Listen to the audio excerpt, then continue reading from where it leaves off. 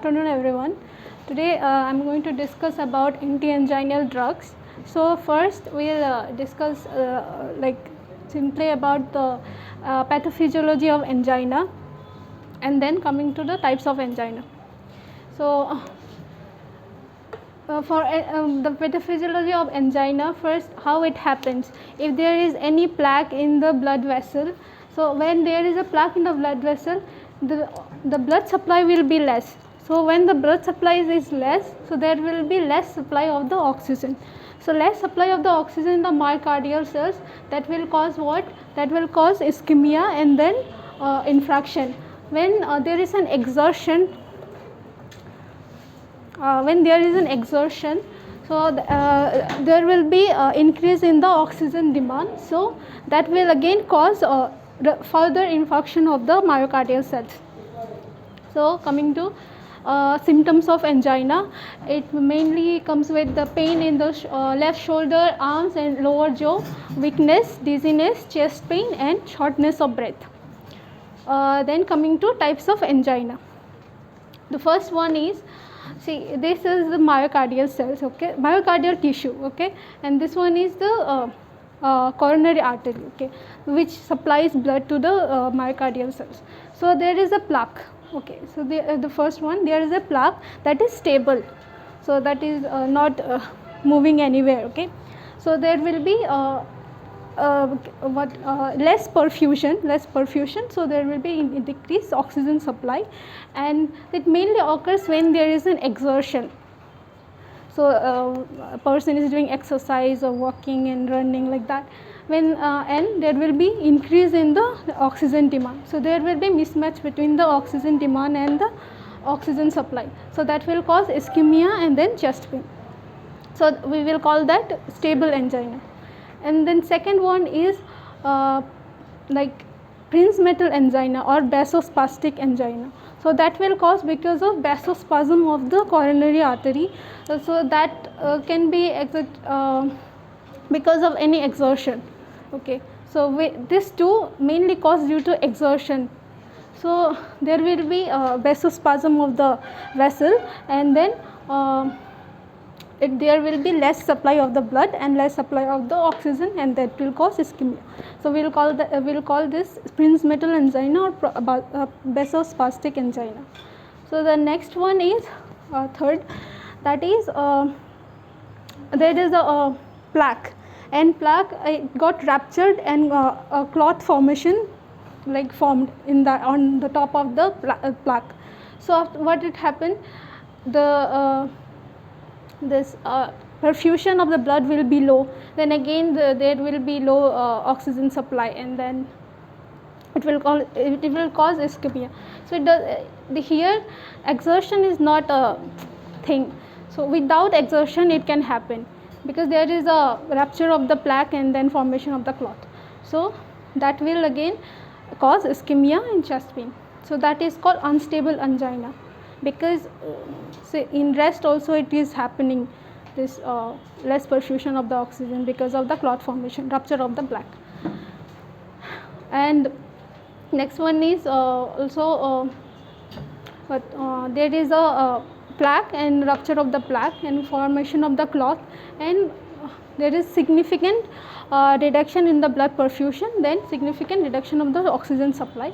So in this type, what it happens is this ischemia will happen in the outer part of the myocardial tissue, okay. So there are some vessels that will supply blood to the deep part of the myocardium. So what happens when there is occlusion of the blood vessels, so proper blood perfusion won't be there, and then oxygen supply won't be there. So the supply won't go to the inner part of the myocardial cells. So what will happen? Infraction will happen here. So in inner part infraction will happen, and the outer part ischemia will happen, okay. So this type is called NSTEMI, that is non-ST elevated segment myocardial infarction. So in this type of angina, So there will be a depression of ST segment elevation, because this not only cause ischemia, but also some of the part of the myocardiac cells is getting infarction. So that's why this is not causing the entire cell infarction. That's why we have this ST segment depression. So in this the fifth type is STMI. So that is ST segment elevation myocardial infarction. So in that, what will happen, there will be like complete occlusion of the blood vessels. There won't be any supply of oxygen to the myocardial cells. So that will cause what? Infarction, total entire myocardial cell infarction. So that will cause ST segment elevation MI. And coming to drugs, like beta blockers, the drugs used in angina is beta blockers, calcium channel blockers, and nitrates, and sodium channel blockers. So this is like a last choice of drug.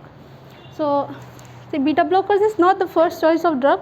So first they will give this nitrates, then they will go with the beta blockers, and then calcium channel blockers.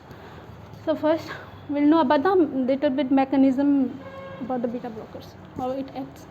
So most used beta blockers in anginal are this metoprolol, atenolol, and propranolol. Propranolol is non-selective, we know. So consider this as a myocardial cell tissue. Okay, so we are taking nodal cell from here, and then contractile cell. Nodal cell from this SA node, AV node, and Purkinje fiber, and contractile cell, this myocardium cell. So in that this nodal cell and contractile cell, it has this beta 1 receptor cells in the heart. So that what it will do is, when this beta 1 receptor is get activated by this epinephrine and norepinephrine, it gets what? It increases heart rate and contraction and all. So what this beta blocker will do, it will inhibit the binding of the epinephrine and norepinephrine with the receptor, and it will cause this decrease in the heart rate and decrease in the this cardiac output, and in this contractile cell it will decrease the contractility, and then thereby decrease in the stroke volume and cardiac output. So that will decrease the cardiac workload and decrease the oxygen consumption and decrease in the oxygen demand. So it has other function also, that is in the lungs. Okay, so this bronchial smooth cells, what it has is beta 2 receptors. So mainly in like when we give propranolol, because it is non-selective. So this one is beta 1 selective, okay, beta 1, and this one is non-selective. So when we give this propranolol, what it happens is, when this beta 2 receptor gets bind to the norepinephrine and epinephrine, so what it happens bronchodilation. So blocking that beta receptor, what it will happen, it will like bronchospasm will happen. So we should be careful when giving this beta blocker in patients like with COPD and asthma. So yeah, okay. So for ADR, for beta 1 receptor will get what, decrease in the heart rate. So bradycardia will be there, and here hypotension, BP will be low. So we should be careful while giving this in DHF. What is DHF? Decompensated heart failure, because they are mainly like this. They need this more cardiac output. So when we give this, there will be low cardiac output. No, so we shouldn't give that. And the next is see, in the blood vessel, when in like a patient is hypoglycemic, so there will be less glucose in the blood vessels or in the blood. So what it will happen, normally when it is low in the blood vessel, it will stimulate this sympathetic nervous system, that will send a signal to the body that there is a low blood glucose level. So you should produce more. So that will that what it will do, it will lead to the increase of the heart rate, because you need more glucose in the blood body. So that will increase more heart rate, and also diaphoresis. So when beta blocker is given, so what it will do, it won't send any, like it will inhibit the SNS, like sympathetic nervous system reflex. So that will cause like hypoglycemic unawareness. So we should be careful when we give this in diabetes mellitus patient.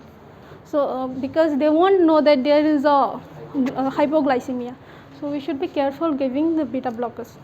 Okay. So we can give this in post MI and hypertension. And next is calcium channel blockers. There are two types, that is non-dihydropyridine CCBs and dihydropyridine CCBs. In non-dihydropyridine CCBs, there is this verapamil and diltiazem. So we will know about the mechanism. So this is the same, myocardial and getting less oxygen and then causing ischemia. So we will take this nodal cells and the contractile cell. So in that we will have this calcium channels in this both the nodal cell and the contractile cell. So what will happen, normally calcium will goes into the cells and it will get contraction. So here we give calcium channel blockers that will block the influx of the calcium, and that will decrease the contraction and decrease in the heart rate, then cardiac output, stroke volume, and decrease the cardiac work. That will decrease the oxygen consumption and decrease the oxygen demand. So the next is for the dihydropyridine CCBs. So this this is the arterial smooth muscle cell. So in arterial smooth muscle cell we will have calcium channel blockers. So that will have a molecule called dihydropyridine associated with it. So that's why we called it the dihydropyridine calcium channels. So here this dihydropyridine calcium channel blockers will do what? It will inhibit the influx of the calcium in the dihydropyridine calcium channels. So that will cause again actually this is the normal thing, okay, like it will increase contraction. So what it will do, it will decrease the contraction, decrease the afterload, and then decrease the LB workload and decrease the oxygen consumption, and then decrease the oxygen demand. And the next one is in vasospastic angina. So this is a coronary artery. This is a coronary artery. It's getting vasospasm. So there will be low blood supply and then low oxygen supply. So in that also, in this coronary artery cells, smooth muscle cells, what we have calcium channels. So that will again influx of calcium and then do contraction and all. So again this one inhibits this influx of the calciums and then decrease the contraction, decrease the vasospasm, and increase the perfusion and decrease the ischemia. Okay. So we should be careful when there is a post MI in giving CCBs, because that increase the mortality risk of mortality. That will, I'm not sure the mechanism why, but so we should not give in post MI the CCB. And but beta blocker can be given in post MI. Then the next is nitrates. So they will act in both the venous smooth muscle and arterial smooth muscle. So first we will see venous smooth muscles. So in venous smooth muscle, when this nitrate goes into the cells, that will increase the nitric oxide and that will stimulate the guanylate cyclase. Okay, so that will again convert the GTP into cGMP. So that will activate the protein kinase G, and then that activate this myosin light chain phosphatase. So this myosin light chain phosphatase goes dephosphorylation, that will cause the inhibition of the smooth muscle contraction. So that will again cause this venodilation and this one decrease in the preload and decrease in the SV and cardiac output, then oxygen consumption and then the oxygen demand will be decreased. So it also inhibits the return of the blood into the heart, that will cause decrease in the preload and decrease in the SV, matlab stroke volume. Then in nitrates we should be careful of the nitrate tolerance.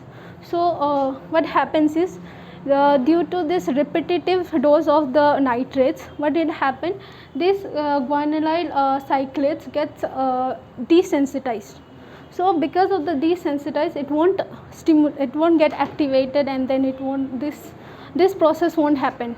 So what we should do is, we should give 10 to 12 hours nitrate free period we should give. So when you are giving a dose in the afternoon, late afternoon, so you should give a gap between the dose you have given and the next dose, 10 to 12 hours, so that it gets sensitized again and it will work again. And in nitrates, we should be careful when the patient is having this right ventricular MI. In right ventricular MI, there will be already low preload and low BP. So giving nitrates will again decrease the preload and decrease in BP. So there will be a more problem will cause. So that's why we shouldn't give in RBMI. And the next is this one. It has a adverse effect, that is orthostatic hypotension, because it decreases the venous return. So that's why orthostatic hypotension occurs. And the next is, it dilates this vessels like cranial vessels and all. So that's why headache can happen. And there are two types of nitrates, that is short acting and long acting. In short acting, it is nitroglycerin. So 90% in orally, when given orally, 90% of this goes to first pass metabolism. So when 90% is going first pass metabolism, was the point of giving, right? So that's why we give nitroglycerin as sublingual, okay, or transdermal knee patches. And for long lasting, there is isosorbide dinitrate and isosorbide mononitrate, and this isosorbide mononitrate has more longer duration of action, this one. And the next drug is sodium channel blockers. So this is like a last choice of drug. So when this whole thing is not working, we'll go for this thing. So in that, what happens is, this one is what do you say, smooth muscle cells.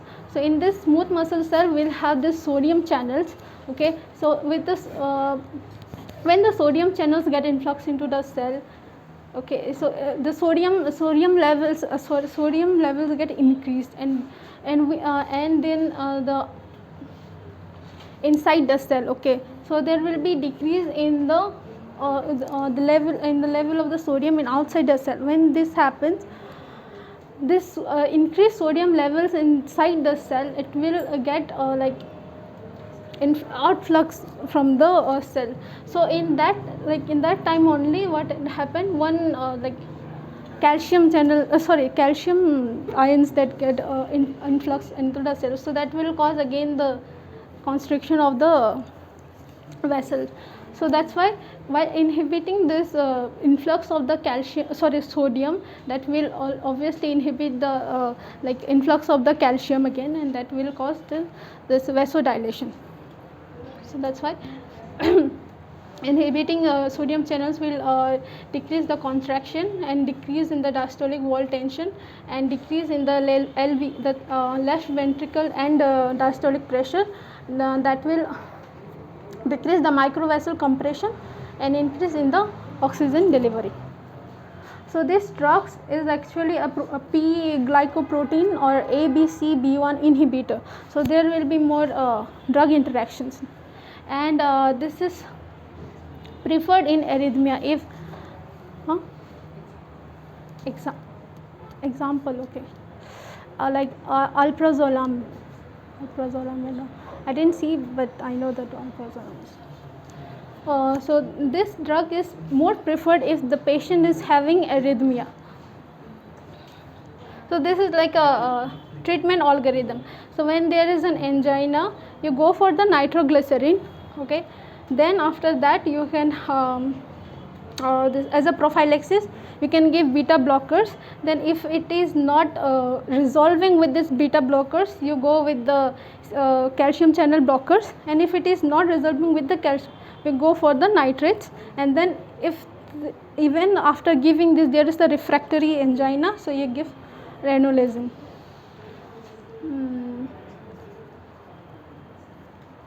That's all.